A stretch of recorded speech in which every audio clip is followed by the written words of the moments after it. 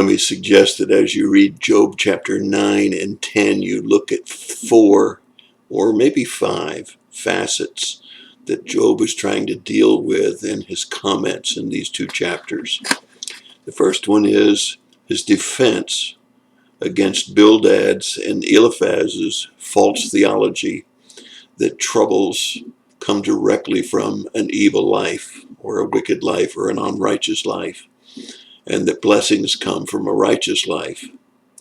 And he defends that and says that is not correct. The second facet that I think you need to compare is when Job compares himself with God versus when he considers himself against other men. I think all of us have a tendency to do that. When we compare ourselves with God, we recognize what wretched men we are. Paul certainly said that. I'm like filthy rags. And yet at another point he said, I have the righteousness of Christ dwelling in me. And that was in comparison with other men. So we see this comparison of looking at God and then comparing ourselves with him versus looking at ourselves and comparing ourselves with other men. Then I would say to you, it's also very important to take a look at the fact that all the way through chapters 9 and 10, anytime Job looks at God, he sees his wonderful power and majesty. He recognizes the greatness and the sovereignty of God. That's important for us to always keep that perspective. For when we don't look at God, we sometimes start to have pity parties. We start to have wrong comparisons, and we lose perspective on who we are and who God is.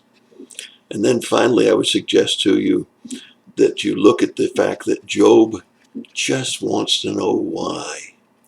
Why are these things happening to me? Why am I in so much pain and suffering?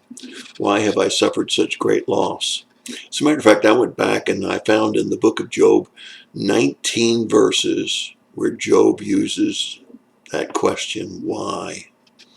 In chapter 3, he does it 4 times. In chapter 7, he does it 2 times. In chapter 9, once. And in chapter 10, twice more. 19 times Job wants to just know why. How many of us have asked God why? We look at situations, we look at circumstances, and we ask God, why, God? I don't understand this. This doesn't make a lot of sense to me. Again, I think that the tapestry is a wonderful example. When we look at a tapestry from the top, it's beautiful, it's clear, and the pattern is definite. But when we look at a tapestry from the bottom, it just looks like a bunch of jumbled threads, a bunch of jumbled yarn. I think it's very important for us to realize that God's perspective is from the top.